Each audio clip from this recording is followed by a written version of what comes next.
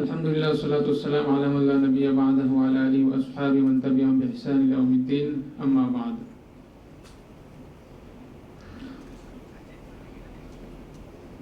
আমার নির্ধারিত আলোচ্য বিষয় ফ্যামিলি তাকাফুল concept and proposed framework for Bangladeshi study. সময় অত্যন্ত স্বল্প, এর মধ্যে বেশ লম্বা একটি বিষয় কভার করতে হবে। তো আমি চ্যালেঞ্জের মধ্যে আছি, এমনি কথা বলার চ্যালেঞ্জের মধ্যে আমাদের সম্মানিত মডারেটর সময়ের বাইন্ডিং দিয়ে দিয়েছেন, এখন আরো একটু চ্যালেঞ্জে পড়ে গিয়েছি।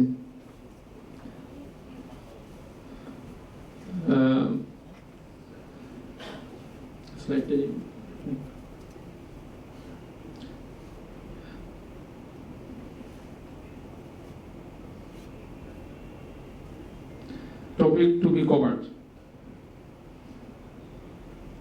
তো আজকের এই সংক্ষিপ্ত সেশনে আমি যে কয়েকটি টপিক কভার করার চেষ্টা করবো ইনশাআল্লাহ অত্যন্ত সংক্ষেপে। কনভেনশনাল ইন্স্যুরেন্স এন্ড ইটস শারিয়া, তাকাফুল কনসেপ্ট, ফ্যামিলি তাকাফুল কনসেপ্ট, তাকাফুল ওভারভিউ, ফ্যামিলি তাকাফুল model in Bangladesh context, and finally family takaful challenges and solution in Bangladesh context. তো বেশ প্রত্যেকটি ইস্যুই বেশ লম্বা সময় ধরে আলোচনার বিষয় রাখে, তো চেষ্টা করবো অল্প সময়ের মধ্যেই আমরা আলোচনা করতে। এরপর আমাদের প্যানেল আলোচনা হবে, ডিসকাশন হবে, সেখানে ইনশাআল্লাহ আরো আলোচনা আমরা যুক্ত করতে পারবো ইনশাআল্লাহ। এই ইস্যুটা নিয়ে আমার পড়াশোনা এবং সম্পৃক্ততা এটা না বললেই নয়। 2016 থেকে আমি ইসলামিক ইন্স্যুরেন্স নিয়ে আগ্রহী হই এবং এই বিষয়ে পড়াশোনা শুরু করি, এবং বর্তমানে আমি একটি কোম্পানি যারা ইসলামী তাকাফুল নিয়ে কাজ করছে, বেঙ্গল ইসলামী লাইফ ইন্স্যুরেন্স, সেখানে শারিয়া কনসালটেন্ট হিসেবে কাজ করছি, 1 বছরের অধিক হতে যাচ্ছে। তো যে কারণে বাংলাদেশে ফ্যামিলি তাকাফুল এর শারিয়া ফ্রেমওয়ার্কিং এর সমস্যা এবং সমাধান এটি একেবারে কাছ থেকে দেখা এবং কাজ করার সুযোগ হচ্ছে আমার, যে কারণে আমি টপিকে খুব আগ্রহী যে এই টপিকে আমি কথা বলতে চাই। কারণ এই বিষয়টি আমার শুধু তাত্ত্বিক নয়, আমার বাস্তব অভিজ্ঞতা আলহামদুলিল্লাহ সমৃদ্ধ হচ্ছে। এক, দ্বিতীয়ত এই টপিকের সাথে সম্পৃক্ততা দিত আরেকটি অর্গান হলো IDR, insurance development and regulatory authority. তারা আমাদের কাছে প্রায় বছর দেড়েক আগে ইসলামিক ইন্স্যুরেন্সের উপর গাইডলাইন প্রণয়নের জন্য একটি খসড়া বিধিমালা প্রণয়নের জন্য আমাদেরকে আইএফএ কনসালটেন্সিকে অফিসিয়ালি অ্যাসাইন করেন, আমাদেরকে অফার করেন, আমাদেরকে তারা আমন্ত্রণ জানান একদম ফর্মালি চিঠি দিয়ে। আমরা আমাদের আইএফএ কনসালটেন্সির শারিয়া টিম তখন ইসলামী ইন্স্যুরেন্সের একটি বিধিমালা ড্রাফট করে অফিসিয়ালি তাদেরকে সেটি হস্তান্তর করা হয়। তো সেটি ছিল আমাদের টিম, আমাদের আইএফএ কনসালটেন্সি শারিয়া টিমের সাথে আমার এবং আমাদের টিমের সবার একটি যৌথ কন্ট্রিবিউশন। এবং এরপরে বাংলাদেশে আইএফএ কনসালটেন্সি কর্তৃক ইসলামী ইন্স্যুরেন্সের উপর বিভিন্ন ট্রেনিং, সেগুলো আলহামদুলিল্লাহ এখনো চলমান ইসলামী ইন্স্যুরেন্সের উপর। তো চলি আমরা সামনে যাই যে হোয়াট ইজ ইন্স্যুরেন্স।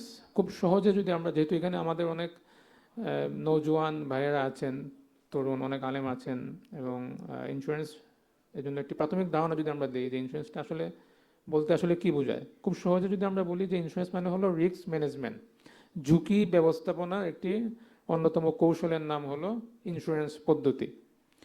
এখানে যেটি হয় যে একজন প্রিমিয়াম হোল্ডার, একজন পলিসি হোল্ডার, তিনি একটি নির্ধারিত অ্যামাউন্ট প্রদান করেন এবং সেই অ্যামাউন্টের বিপরীতে একটি আনএক্সপেক্টেড, অপ্রত্যাশিত, একটা লুকায়িত, আনসার্টেইন একটি ফাইন্যান্সিয়াল রিস্ককে কভার করার চুক্তি হয়। যে যদি আমার ইন ফিউচার যদি আমি লসের সম্মুখীন হই, আমি ড্যামেজের সম্মুখীন হই, আমার লাইফ ড্যামেজ হয় অথবা আমার কোনো অ্যাসেট ড্যামেজ হয়, তাহলে সেটি একটা কভারেজ আমি পাবো। এই আশায় পলিসি হোল্ডার বা যিনি গ্রাহক তিনি নির্ধারিত প্রিমিয়াম দিয়ে থাকেন। আর যদি ওই ধরনের কোনো অকারেন্স না হয়, তাহলে ডেফিনেটলি যেই পরিমাণ টাকা দেওয়া হয়েছে প্রিমিয়ামের নামে, ওই টাকা আর ফেরত পাওয়ার কোনো সুযোগ নেই। এই হলো ইন্স্যুরেন্সের খুব সাদামাটা ধারণা। কনভেনশনাল ইন্স্যুরেন্স এবং শারিয়া এই দুটোর কম্বিনেশনটা কি, কনভেনশনাল ইন্স্যুরেন্সটাকে শারিয়া কিভাবে বিশ্লেষণ করে। কনভেনশনাল ইন্স্যুরেন্সের মধ্যে মূলত যে বিষয়টি ঘটে সেটি খুব সহজে যদি আমরা বলি, ফাইন্যান্সিয়াল টার্ম অনুযায়ী এখানে মূলত একটি বাইং সেলিং কন্ট্রাক্ট চলে আসে, যেটাকে আমরা বলি যে বিনিময়মূলক চুক্তি, খুব সহজে যদি আমরা বলি। এটা আমরা এই এই স্লাইডে দেখতে পারি যে কিভাবে এখানে বাইং সেলিংটা হচ্ছে। বায়ার এবং আপনার বায়ার হচ্ছে পলিসি হোল্ডার, তারপর সেলার হচ্ছে আপনার যিনি ইন্স্যুরেন্স কোম্পানি, তারা হচ্ছে সেলার। এবং প্রাইসটা হলো প্রিমিয়াম, আর সাবজেক্ট ম্যাটারটা হলো সাম ইনস্যুরড। সাম ইনস্যুরডটা হলো যেটাকে বলা হয় বিমা অঙ্ক, বিমা অঙ্ক বলা হয় যেটা, অর্থাৎ যেটাকে লক্ষ্য করেই মূলত আপনি প্রিমিয়াম দিয়ে যাচ্ছেন। যদি এটা আপনার ফ্যামিলি ইন্স্যুরেন্সও হয়, জীবন বিমাতে হয়, তাহলে সেখানে ডেফিনেটলি জীবন বিমার প্রত্যেকটি প্রোডাক্টের মধ্যে একটা বিমা অঙ্ক সেখানে উল্লেখ থাকে, যে আপনি কতটুকু আপনাকে সেভ করা হবে ওই পরিমাণটা উল্লেখ থাকে। ফর এক্সাম্পল 2 লক্ষ টাকা, কোনো কোনো কোম্পানি আপনার মিনিমাম 1 লক্ষ টাকা বিমা অঙ্ক ধার্য করা থাকে। এরপর ভিত্তিতে আপনাকে প্রিমিয়াম দিয়ে যেতে হয়, কখনো সাথে লেভেল প্লেয়িং হয়, কখনো সাথে লেভেল প্লেয়িং হয় না। তো এটা গুরুত্বপূর্ণ বিষয় যেটাকে মূলত বিক্রি করা হচ্ছে। এবং সেটা যদি আপনার জেনারেল ইন্স্যুরেন্স হয় তাহলে সেখানে হলো আপনার কভারেজ বলে, ওখানে ল্যাঙ্গুয়েজটা হলো coverage. Type of insurance plan, insurance প্ল্যানগুলো মূলত ওভার দ্য ওয়ার্ল্ড মূলত দুইভাবে হয়ে থাকে। The main types of insurance plan available to they may be grouped into 2 groups, এক হলো লাইফ ইন্স্যুরেন্স আর এক হলো জেনারেল ইন্স্যুরেন্স। আমার আলোচনা আজকে লাইফ ইন্স্যুরেন্স নিয়ে, ফ্যামিলি তাকাফুল নিয়ে। তো জেনারেল ইন্স্যুরেন্স নিয়ে আজকে আলোচনা আমি যাব না। তো লাইফ ইন্স্যুরেন্সের মূল কনসেপ্ট আসলে কি? লাইফ ইন্স্যুরেন্সের মূল কনসেপ্টটা হলো সেখানে মূলত একজন পলিসি হোল্ডার থাকে, যিনি তার জীবনের বিভিন্ন ঝুঁকিকে কভার করতে চান, এবং সেটা বিভিন্ন মেয়াদে হতে পারে। সাধারণত আমাদের দেশে মেয়াদ ভিত্তিক লাইফ ইন্স্যুরেন্সটা অনেক বেশি বহুল প্রচলিত। একটা নির্ধারিত প্রিমিয়াম তিনি দিয়ে যাবেন এবং সেই প্রিমিয়ামের বিপরীতে তিনি একটা একটা ঝুঁকি মুক্ত ফাইন্যান্সিয়াল সার্ভিস তিনি পান। এই ফাইন্যান্সিয়াল সার্ভিসটা পাওয়ার কয়েকটা ক্যাটাগরি আছে। আমরা যদি একটু দেখি যে এখানে টাইপস অফ বেনিফিট, এই যে ফাইন্যান্সিয়াল বেনিফিট এই লাইফ ইন্স্যুরেন্সের মাধ্যমে যেটি পাওয়া যায়, সেটা মূলত মৌলিকভাবে 3টা ক্যাটাগরিতে এই বেনিফিটটা বিভক্ত হয়ে থাকে। একটা হলো আপনার ম্যাচুরিটি বেনিফিট। এর অর্থ হলো, ফর এক্সাম্পল, আপনি যদি সাধারণত আপনার 5 থেকে আপনার 18 থেকে 60 বছর বয়স পর্যন্ত যে কোনো বয়সে মানুষ জীবন বীমা পলিসি ওপেন করতে পারেন, 1। 2 নাম্বার হলো, এবং সেটার মেয়াদ সাধারণত 5 থেকে 35 বছর হয়ে থাকে। ধরুন আমরা যদি ধরি যে একজন 20 বছরের যুবক তিনি 15 বছরের একটি জীবন বীমা ইন্স্যুরেন্স পলিসি তিনি ওপেন করেছেন, তাহলে সেখানে যে বিষয়টা ঘটবে সেটা হলো এই 3টা বিষয় সেখানে থাকতে পারে। প্রথম এবং তৃতীয়টা ডেফিনেটলি, আর মাঝের দ্বিতীয়টি এটি বিভিন্ন প্ল্যানে বিভিন্নভাবে থাকে। ম্যাচুরিটি বেনিফিটটা হলো যে যদি আপনি যে সময়ের জন্য, ফর এক্সাম্পল 15 বছরের জন্য আপনি একটি জীবন বীমা ইন্স্যুরেন্স আপনি ওপেন করেছেন, তাহলে সেক্ষেত্রে আপনার 15 বছর পরে গিয়ে আপনি কি পাবেন, যেটি পাবেন সেটিকে বলা হয় ম্যাচুরিটি বেনিফিট। সার্ভাইভাল বেনিফিট, এটাকে এসবিও বলে, এটি অনেকটা ফিক্সড ডিপোজিটের মতো ব্যাংকের, অর্থাৎ আপনি নির্ধারিত সময়ে, আপনি 15 বছর যদি হয় তাহলে 15 বছরে আপনি নির্ধারিত সময় পর আপনি এক একটা এলোকেশন আপনি পাবেন, অনেকটা ফিক্সড ডিপোজিটে যেরকম আপনার নির্ধারিত টাইমের পরে বিভিন্ন ইন্টারেস্ট পেয়ে থাকে কনভেনশনাল ব্যাংকে। আর ডেথ বেনিফিটটা হলো আপনার যেখানে যদি ওই নির্ধারিত সময় যদি কারো ইন্তিকাল হয়ে যায়, ওই পলিসি হোল্ডার সে যে মারা গেলে তখন তার নমিনি একটা ওই সাম এশিওরড এবং প্লাস বেনিফিট দুটো সে তখন পাবে। সারিয়া ইস্যুসটা কি এখানে, যে সারিয়া দৃষ্টিকোণ থেকে কনভেনশনাল ইন্স্যুরেন্সের এই লাইফ ইন্স্যুরেন্সের ব্যাপারে সারিয়া মতামতটা কি? আমি খুব সংক্ষেপে কিন্তু শেষ করলাম লাইফ ইন্স্যুরেন্সের। আসলে এই মানে এটার মেকানিজম আর অনেক লেংথ, ক্যালকুলেশন, ভ্যালুয়েশন করা হয়, তারপর অ্যাকচুয়ারিয়াল যে হিসাব আছে, কিভাবে কোন প্লেনে কত প্রিমিয়াম ধার্য করতে হয়, এর জন্য আবার অ্যাকচুয়ারিয়াল সায়েন্স তৈরি হয়েছে। তো সেটা একটা লম্বা আলোচনা, ওইদিকে যাচ্ছি না। মূল কনসেপ্টটা হলো এটা যে লাইফ ইন্স্যুরেন্সে আপনার একটি প্রিমিয়াম দেওয়া হয় এবং সেই প্রিমিয়ামের বিপরীতে 3 ধরনের বেনিফিট আপনি পেতে পারেন। দুটো একদম সব প্লেনেই থাকে আপনার, একটা হলো আপনার ম্যাচুরিটি বেনিফিট, একটা হলো ডেথ বেনিফিট। আর সার্ভাইভাল বেনিফিট এটা আপনার এক একটা প্লেনে পাওয়া যায়, আবার অনেক সময় দুটোর সাথে সেটিও যুক্ত থাকে। তো মোটামুটি ধারণাটা এরকম। বাট সারিয়াটা কি? দেখুন, আমি সারিয়া আলোচনার জন্য মূলত এই আলোচনা করতে হয়েছে। সেই দৃষ্টিকোণ থেকে এই লাইফ ইন্স্যুরেন্স বলেন বা ওভারঅল ইন্স্যুরেন্স পলিসি নিয়ে প্রথম ফতোয়া আমরা দেখতে পাই যে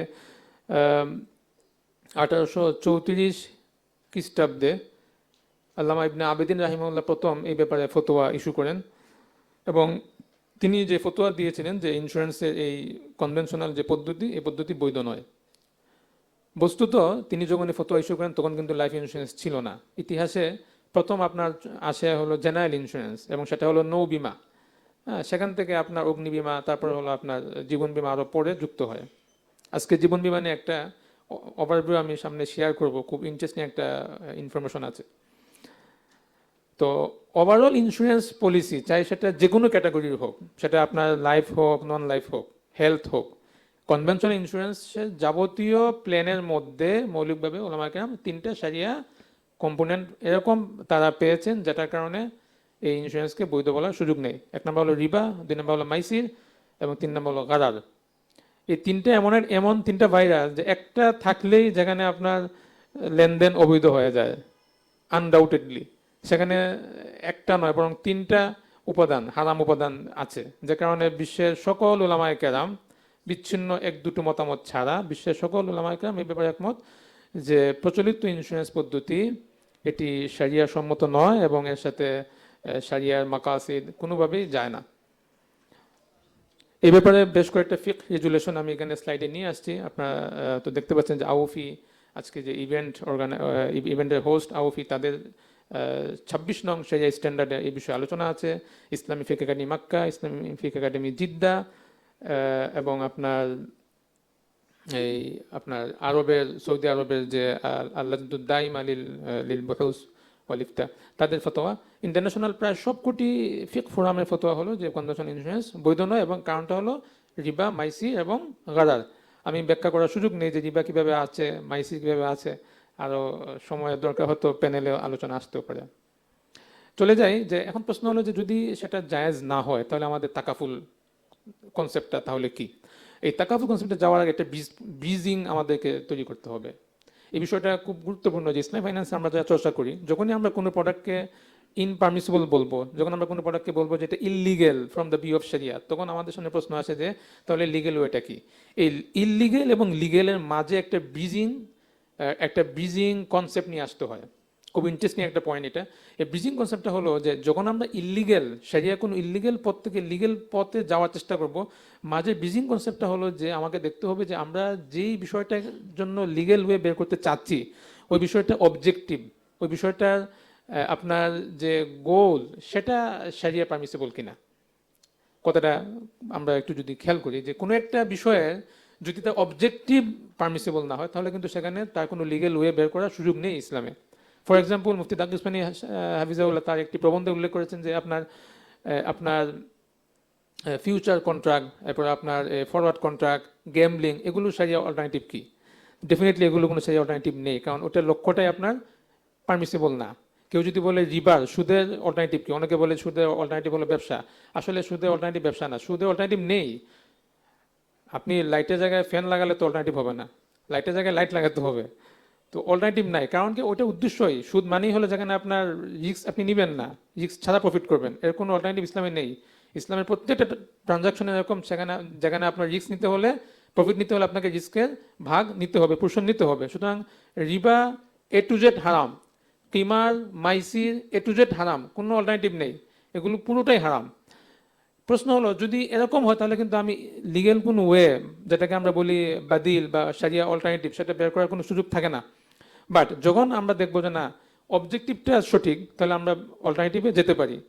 এই জায়গাতে জেনারেল ইন্স্যুরেন্স যে কনসেপ্টটা, এই কনসেপ্টের মধ্যে এর অবজেক্টিভটা সঠিক কিনা স্কলারগণ আলোচনা করেছেন যে অবজেক্টিভটা সঠিক এবং সেটি একটা হাদিসের মাধ্যমে আমরা দেখতে পাচ্ছি। এই হাদিসের আলোকে ইন্তেকাল যখন কেউ করবে তার পরবর্তী জেনারেশনকে সেভ রাখার চিন্তা করা, এই যে পরবর্তী বা ফিউচার সেভ রাখার চিন্তা, এটা ইসলাম মৌলিকভাবে সমর্থন করে। তাহলে আমরা কি বুঝলাম যে মৌলিকভাবে এর অবজেক্টিভ সঠিক, যেহেতু অবজেক্টিভ সঠিক সেহেতু ওলামায়ে কেরাম চিন্তা করেছেন যে এর অল্টারনেটিভ কি হতে পারে। সেই অল্টারনেটিভের নাম হলো পৃথিবী বিখ্যাত যে নামটি, সেটি হলো তাকাফুল। জেনারেল ইন্স্যুরেন্সের বিকল্প হলো ইসলামিক অল্টারনেটিভ হলো তাকাফুল। তাকাফুল কনসেপ্টটা মূলত বোঝায় হলো জয়েন্টলি রেসপন্সিবিলিটি এবং একটা ব্রাদারহুড কনসেপ্টের মধ্য দিয়ে সেটি পরিচালিত হয়। তাকাফুল কনসেপ্টের মূল ডায়াগ্রামটা হলো, আপনার এরকম। জি, 2 মিনিট পাবো। কোনটা ধরে আলোচনা করবো এখন?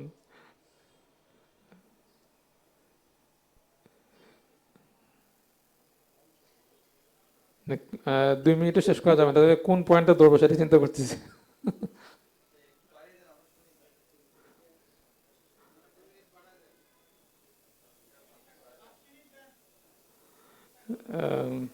আচ্ছা,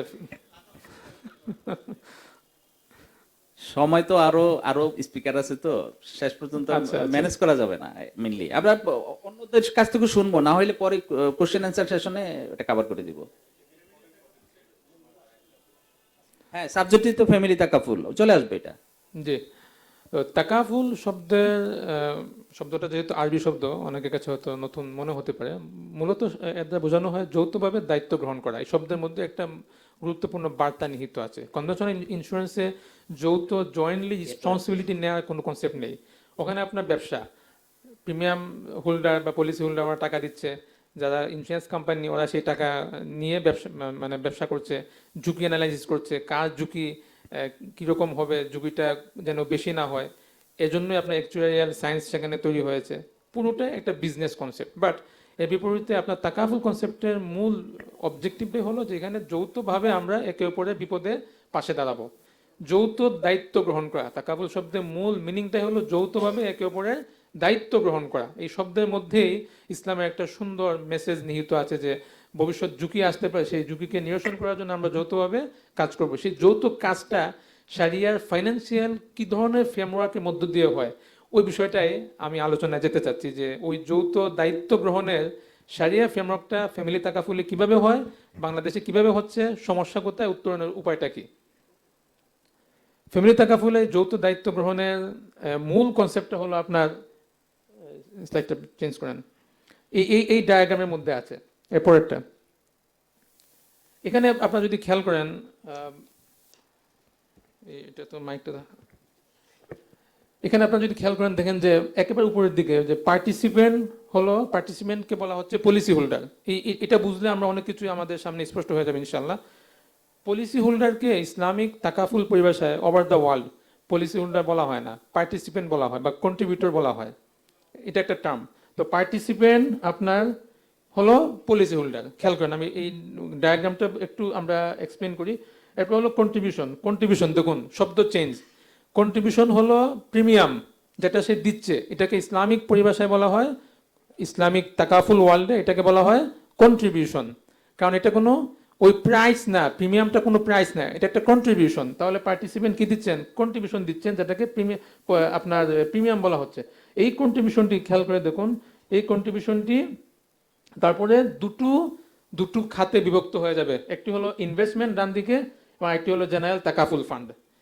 ইনভেস্টমেন্টের অর্থ হলো যে এই টাকা, যে টাকাটা দেওয়া হলো, এই টাকা মুদারাবা ভিত্তিতে ইনভেস্টমেন্টে যাবে। টাকার একটা অংশ প্রিমিয়ামের কন্ট্রিবিউশনের একটা অংশ, এবং আরেকটা অংশ চলে যাবে আপনার জেনারেল তাকাফুল ফান্ড। এই তাকাফুলটাই হলো মূলত যে এটা আমি এর শারিয়া ফ্রেমওয়ার্কটা হলো তাবাররু। তাবাররু শব্দের অর্থ হলো ডোনেশন বা ডোনেট করে দেয়া। অর্থাৎ যদি 100 টাকা প্রিমিয়াম বা কন্ট্রিবিউশন হয়, ফর এক্সাম্পল 50 টাকা চলে যাবে আপনার মুদারাবা ভিত্তিতে আন্ডার ইনভেস্টমেন্ট পলিসি, আর 50 টাকা চলে যাবে আপনার তাকাফুল ফান্ড, যেটা মূলত আন্ডার দ্য তাবাররু কনসেপ্টে সেটা ওখানে আপনার এলোকেট হয়ে যাবে। এরপরে খেয়াল করে দেখুন, ওই তাকাফুল ফান্ড থেকেই কিন্তু মূলত আমরা ক্লেম, যেটাকে আমরা বলি বিমা দাবি কখন আসে? যখন ডেথ ক্লেম হয়। ওখানে আপনার চলে যাচ্ছে রিতাকাফুল কন্ট্রিবিউশন। প্রত্যেকটা ইন্স্যুরেন্স কোম্পানিকে রিতাকাফুল করতে হয়, ইসলামী তাকাফুলও করতে হয়, এবং সেটা করা জরুরি। তো রিতাকাফুলের যে প্রিমিয়াম, যে কন্ট্রিবিউশন, সেটাও যাচ্ছে কিন্তু আমার তাকাফুল ফান্ড থেকে। রিজার্ভ, যদি সেটা আমার যদি সারপ্লাস হয়, সেটাকে আমার রিজার্ভ করতে হয়, সেটাও যাচ্ছে আমার তাকাফুল ফান্ড থেকে। এরপর হলো আপনার সারপ্লাসটা হলো বছর শেষে যদি দেখা যায় যে আমার ক্লেমগুলো আদায়ের পরও টাকা উদ্বৃত্ত থেকে যাচ্ছে, তাহলে এই সারপ্লাসটা চলে যাচ্ছে আমার পার্টিসিপেন্টের কাছে। দেখুন পার্থক্যটা কোথায়। সাধারণ কনভেনশনাল ইন্স্যুরেন্সে কিন্তু সারপ্লাস এবং প্রিমিয়াম পুরোটাই কোম্পানির বোর্ড অফ ডাইরেক্টর বা শেয়ার হোল্ডার তাদের অ্যাসেট বলে গণ্য হয়। বাট এখানে আমরা কি দেখতে পাচ্ছি, এই তাকাফুলের সারপ্লাসটা কারা কারা পাচ্ছে, ওই পার্টিসিপেন্টরাই পাচ্ছে। এটা কিন্তু আপনার বোর্ড অফ ডাইরেক্টর বা শেয়ার হোল্ডাররা নেওয়ার কোনো সুযোগ নেই। পার্থক্যটা এই জায়গাতে হচ্ছে। এবং যদি ডেফিসিট হয় তাহলে দেখুন তাকাফুল অপারেটর, যেটাকে বলা হচ্ছে কোম্পানি থেকে এই ডেফিসিটের আপনার যে ঋণ, সেই ঋণটা তখন আসবে কর্জে হাসানা। আর ইনভেস্টমেন্ট থেকে যে মুদারা বা ভিত্তিতে যে বিনিয়োগটা হবে, সেখান থেকে একটা প্রফিট চলে যাবে তাকাফুল অপারেটরের, এবং আরেকটা অংশ চলে যাবে আপনার তাকাফুল ফান্ডের। এই হলো মোটামুটি তাকাফুলের ইসলামিক ফ্রেমওয়ার্কটা মূলত এরকম। এখন এই ফ্রেমওয়ার্কটা আপনার জেনারেল ইন্স্যুরেন্সে কিভাবে প্রয়োগ হবে, সেখানে প্রয়োগ হলে আপনার সেখানে ইনভেস্টমেন্টটা তখন আর থাকবে না।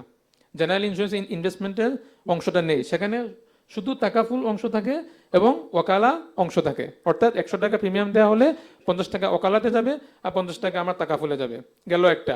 যদি ফ্যামিলি তাকাফুল হয় তাহলে আপনার তখন সিনাইটা হবে এরকম। একটু সামনে চলে যান তো, একদম শেষের দিকে,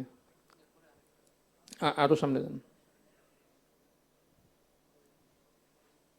হ্যাঁ, এইটাই আগেরটা। এই যে এইটা হলো বাংলাদেশে কন্টেস্টে একদম টু দা পয়েন্টে ফ্যামিলি তাকাফুলের এই ফ্রেমওয়ার্কটা বাংলাদেশে সবচেয়ে কার্যকরী।